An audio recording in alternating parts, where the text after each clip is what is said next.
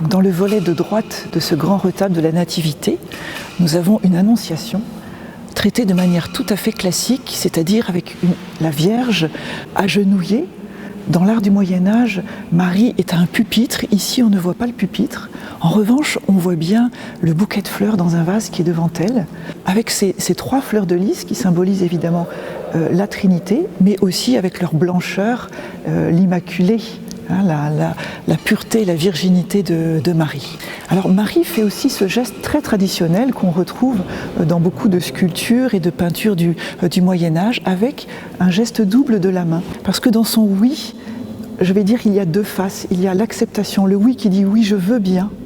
Et puis l'autre main qui se lève, elle, c'est la main de l'attestation, c'est-à-dire j'engage ma volonté. Et dans le oui de Marie, il y a ces 2 aspects du oui, l'écoute, l'acceptation du message qui vient et l'engagement de la volonté. Alors l'ange est très beau, il descend du ciel avec ses ailes bleues, le drapé qui est comme rempli de souffle.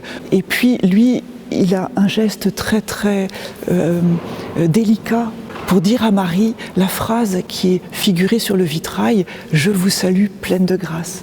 Alors l'ange évidemment vient dire quelque chose à Marie. Et traditionnellement dans les annonciations, la parole de l'ange est figurée sous la forme d'un phylactère sur une petite banderole qui est sur l'ange ou qui lui sort de la bouche et sur laquelle figurent les phrases principales Ave Maria. Et ici, les mots-méjean ont représenté effectivement « Je vous salue pleine de grâce ». C'est écrit en toutes lettres. Et c'est aussi une manière traditionnelle de dire la parole.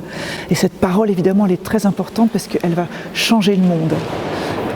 Et au-dessus de l'ange, on voit la colombe de l'Esprit Saint. Dans les Annonciations de Fra Angelico, on voit aussi ce rayon de soleil, donc qui représente évidemment Dieu qui descend sur Marie, et la colombe qui habite ce rayon de soleil pour venir couvrir Marie de son ombre et pour que le Christ s'incarne en son sein.